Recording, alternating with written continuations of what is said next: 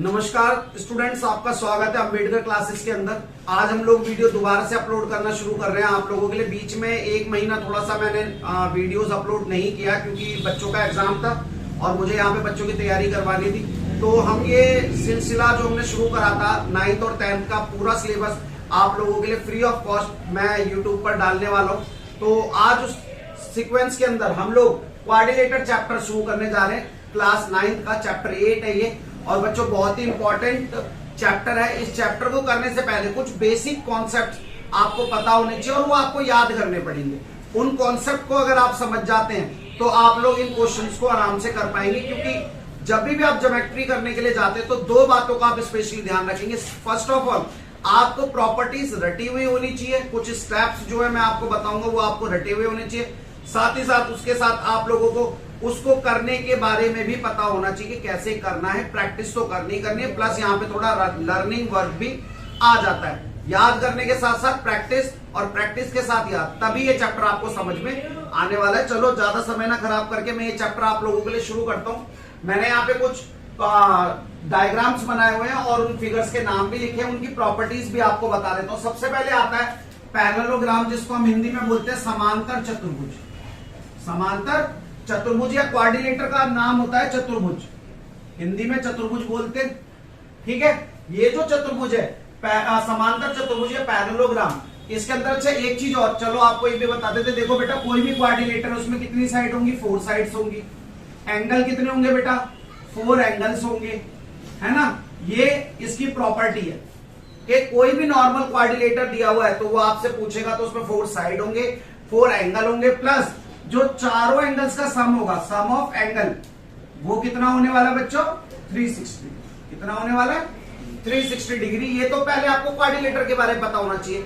अब कोऑर्डिनेटर के अंदर आता है पैरेललोग्राम, समांतर चतुर्भुज, जिसकी प्रॉपर्टीज क्या है? पहली प्रॉपर्टी तो ये है कि बेटा इसकी साइड जो होंगी, अपोजिट साइड, वो इक्वल होंगी, साथ ही साथ पैरेलल होंगी। पैरेलल मतलब कभी एक दूसरे को टच नहीं करने वाली है, हमेशा एक दूसरे से दूर रहेंगे, जैसे नदी के दो किनारे, है ना। तो ये साइड इसके पैरेलल और इक्वल होगी और ये साइड इसके पैरेलल और इक्वल होगी। इसके साथ अगर किसी भी कोऑर्डिनेटर में मैं एक पेयर को, वन पेयर को इक्वल एंड पैरेलल प्रूव कर देता हूं तो वो पैरेललोग्राम हो जाता है। किसी भी अगर कोऑर्डिनेटर के अंदर मैं एक भुजाओं का, आमने सामने की भुजाओं को आपस में बराबर और समांतर प्रूफ कर देता हूं तो वो पैरेललोग्राम हो जाता है। ये उसकी प्रॉपर्टी है, ये आपको याद रखना है। तो ये साइड इसके पैरेलल और इक्वल होगी, जैसे AB इज इक्वल टू होगा DC, एंड AB पैरेलल भी होगा किसके बेटा? DC के। इसके अलावा बेटा AD जो है वो बराबर होगा BC के, और AD जो है वो पैरेलल भी होगा बेटा किसके? BC के। ये बात मैं आपको कहना चाह रहा हूं, होप आपको समझ में आया होगा। दूसरे पर चलते हैं। Opposite angle are equal. इसके अंदर अपोजिट एंगल इक्वल होते हैं। दैट मीन्स ये वाला एंगल इसके इक्वल होगा और ये वाला एंगल इसके इक्वल होगा। दैट मीन्स अगर मैं इनका बोलूं तो एंगल A जो है वो बराबर होने वाला है एंगल C के, और एंगल B जो है वो बराबर होने वाला है एंगल D के। इसके अलावा एक प्रॉपर्टी और होती है बच्चों के, angle A plus angle D जो है वो कितना होने वाला है? 180 डिग्री। सेम एंगल B और एंगल C के साथ भी होने वाला है, वो भी 180 होगा। क्यों होगा? इसके पीछे लॉजिक है बच्चों। अगर ये लाइन इसके पैरेलल है तो ये लाइन एक ट्रांसवर्स की तरह काम करती है, ट्रांसवर्सल रे इंटरसेक्टिंग लाइन की तरह, और तब ये एंगल और ये एंगल क्या हो जाते हैं? हमारे इंटीरियर कॉरेस्पॉन्डिंग एंगल हो जाते हैं, और इंटीरियर कॉरेस्पॉन्डिंग एंगल्स का सम 180 डिग्री होता है। इसीलिए अपोजिट एंगल बराबर होंगे और एडजेसेंट एंगल का सम कितना होने वाला है? संलग्न कोणों का सम कितना होने वाला है? 180 डिग्री। उसके बाद जो नेक्स्ट है वो है डायगोनल बाइसेक्ट ईच अदर। इसकी जो डायगोनल है वो एक दूसरे को बाइसेक्ट करेंगी। दैट मीन्स अगर मैं A को C से मिला दूं और D को B से मिला दूं, और ये जहां पे इंटरसेक्ट कर रहे हैं वो A है, तो AO जो है वो बराबर होगा OC के, और बेटा BO जो है वो बराबर होगा OD के। ठीक है, इसके जो टुकड़े हैं, बाइसेक्ट का मतलब होता है बराबर टुकड़ों में बढ़ जाएगा। अगर AC टोटल 10 थी तो 5 इधर 5 इधर। ओके बच्चों, ये थी पैरेललोग्राम की प्रॉपर्टीज। ठीक है, फिर आता है आपका रेक्टेंगल, जिसको हम क्या बोलते हैं? आयत। इसकी कुछ प्रॉपर्टीज तो आपको पता है क्योंकि आप छोटी क्लासेस के ऊपर काम करते हुए आ रहे हो। क्या कि इसके अंदर एक लेंथ होती है, एक ब्रेथ होती है, साथ ही साथ अपोजिट साइड्स इक्वल होती है। अपोजिट साइड क्या होती है? इक्वल, पैरेलल नहीं होती, इक्वल होती है। उसके अलावा हर एक एंगल कितने डिग्री का होता है? 90 डिग्री का होता है हर एक एंगल। इसके अलावा जो डायगोनल है वो इक्वल होंगी और बाइसेक्ट होंगी। बाइसेक्ट तो मैंने अभी आपको समझाया कि भाई बराबर टुकड़ों में कट जाएगा। उसके अलावा जो बाइसेक्ट है वो सॉरी इक्वल है, वो ये होगा कि जो AC है वो DB के बराबर होगा। AC जो है वो DB के बराबर होने वाला है। तो स्टूडेंट्स इसमें एक नई बात आ जाती है कि जो डायगोनल है वो आपकी क्या है? इक्वल है। डायगोनल्स क्या है आपकी? इक्वल है। अब आते हैं रोम्बस पर। देखो बेटा, रोम्बस यानी कि समचतुर्भुज। समचतुर्भुज के अंदर ये बोल सकते हो कि स्क्वायर का बिगड़ा हुआ रूप है। स्क्वायर का एक बिगड़ा हुआ रूप है। स्क्वायर को जब हमने कंप्रेस कर दिया तो वो थोड़ा सा टेढ़ा हो गया बस, क्योंकि इसकी भी सभी साइडें बराबर होती हैं और इसकी डायगोनल एक दूसरे को बाइसेक्ट करती है राइट एंगल। अब बाइसेक्ट राइट एंगल का क्या मतलब है? इसका मतलब है बेटा जब AC को और DB काटेगी तो हर एक एंगल यहाँ कितने डिग्री का होने वाला है? बीच में 90 डिग्री। हर एक एंगल कितने डिग्री का होने वाला है? 90 degree. That means angle AOB, angle BOC, angle DOC, angle AOD, ये सब एंगल कितने डिग्री के होने वाले हैं? 90 डिग्री के। इसके अलावा बाइसेक्ट में आपको ऊपर बता चुका हूं, AO जो है वो OC के बराबर होगा और BO जो है वो OD के बराबर होने वाला है। इसके अलावा हमारे पास फिर स्क्वायर बचता है। स्क्वायर के अंदर क्या बात है? स्क्वायर का तो आपको पहले से पता है, सभी साइड्स बराबर होने वाली है। दूसरा बाइसेक्ट एक राइट एंगल जैसे रोम्बस में हो रहा था, भाई इक्वल पार्ट्स में डिवाइड भी करेगा और हर बार 90 डिग्री का एंगल भी बनाएगा। लेकिन एक अलग बात जो इसमें जुड़ जाती है वो क्या है कि इसकी डायगोनल्स आपस में क्या होने वाली है? बराबर होने वाली है। रोम्बस और स्क्वायर में यही डिफरेंस एक होता है। इसके अलावा एक बात और आपको याद रखनी है कि मिड पॉइंट क्या है? मध्य बिंदु। मिड पॉइंट और मध्य बिंदु क्या है? किसी भी लाइन के जब बीचों बीच हम कोई पॉइंट ले लेते हैं उसको हम बोलते हैं मिड पॉइंट, मध्य बिंदु।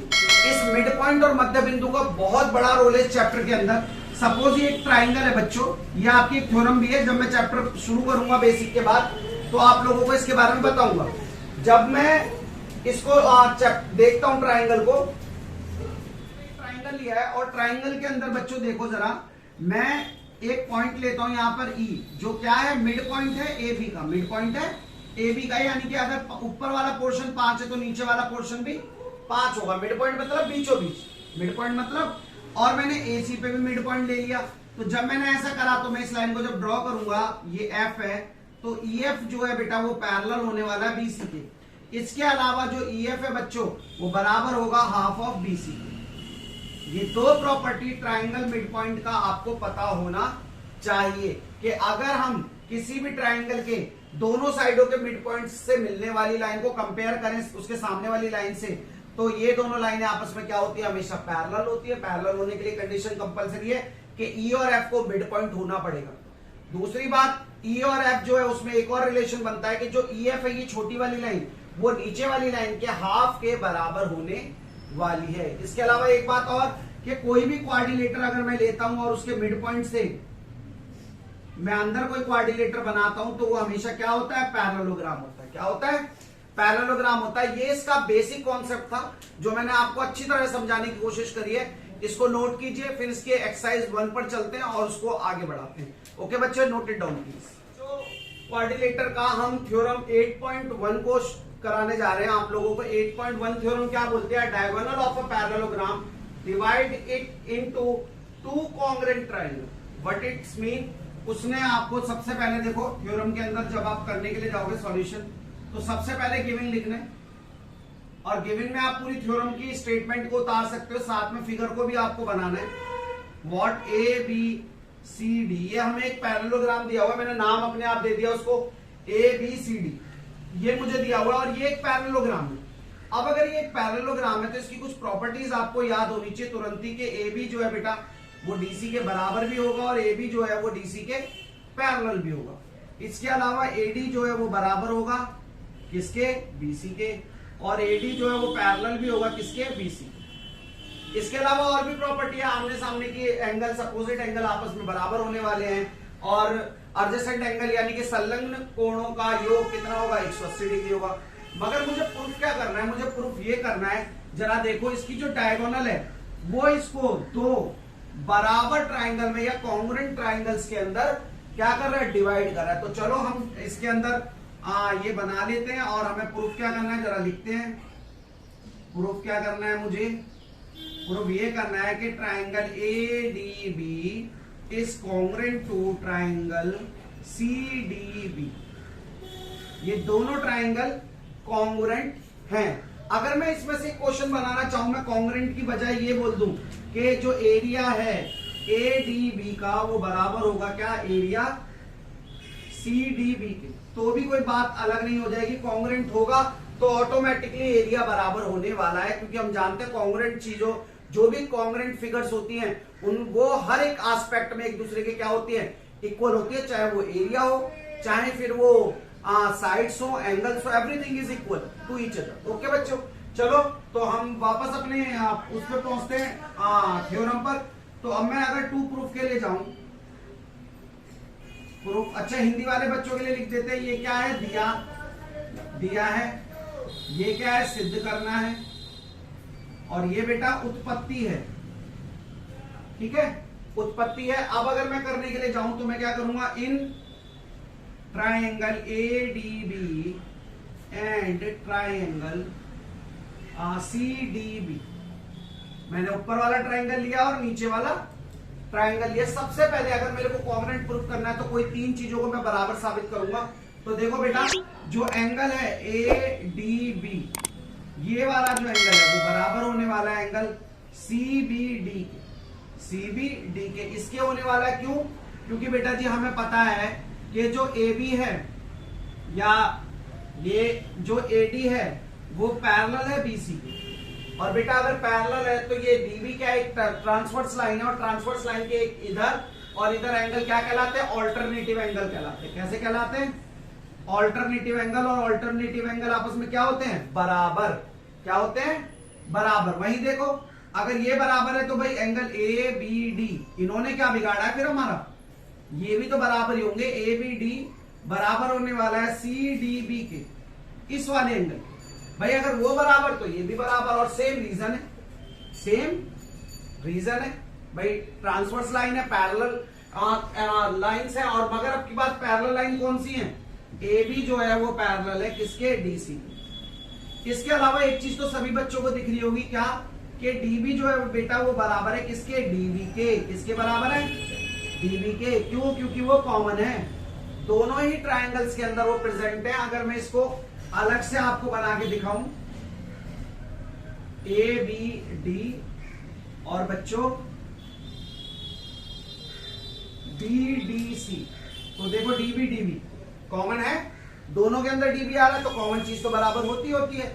और जब ये तीन चीजें बराबर है तो triangle ADB is congruent to triangle CDB by which rule, देखो जरा, दो एंगल लिए हैं और एक साइड है, यानी कि एंगल साइड एंगल। और यही हमें प्रूफ करना था, हम क्या लिखेंगे, हैंस प्रूफ। और इसी के साथ हमारा ये सवाल, ये थ्योरम पूरी हो चुकी है। थ्योरम हम बहुत जगह पे इस्तेमाल करने वाले हैं, इसीलिए इसको समझिए। उम्मीद है आपको समझ में आया होगा। नोट इट डाउन प्लीज, फिर अगले क्वेश्चन की तरफ आइए स्टूडेंट। एक्सरसाइज शुरू करते हैं, एक्सरसाइज 8.1। एंड आज मैं आप लोगों को यही एक क्वेश्चन इसका बताने वाला हूं। उसके बाद अगली वीडियो में मैं बाकी के क्वेश्चंस आपके लिए डालूंगा। देखो क्या कह रहा है, the angle of quadrilateral are in the ratio, किसी चतुर्भुज के जो कोण है उनका अनुपात कितना है, 3, 5, 9, 13। तो बाकी के find all the angles of quadrilateral, बाकी सारे के सारे एंगल्स को पता कीजिए। तो देखो इसका सॉल्यूशन अगर आप करने के लिए जाते हैं तो क्या होता है, let the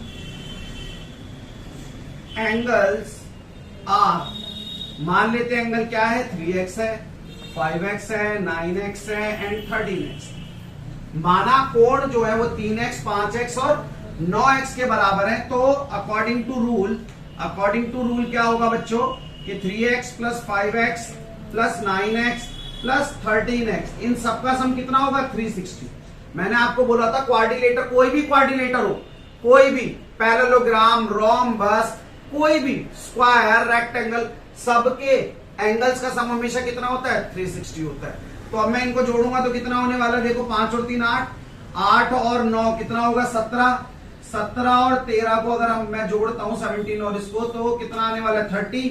that means 30x is equal to 360 and here we are going to divide 360 by 30, तो ये कैंसिल आउट होगा, तो how much I get 18 sorry 12, 3 1 जा 3, 3 2 जा 6, यानी कि x की वैल्यू कितनी है बच्चों 12।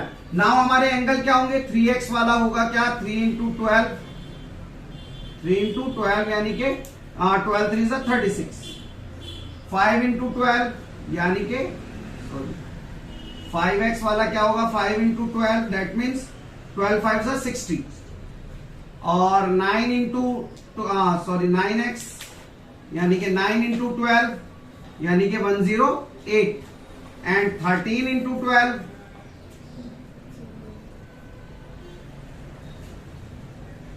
12 3 जा 36, 3 कैरी, एंड 12 1 जा 12 और 156, that will be your answers. एक बार और चेक कर लेते हैं, 12 3 जा 36 का 6, 3 कैरी, 12 1 जा 12, यस।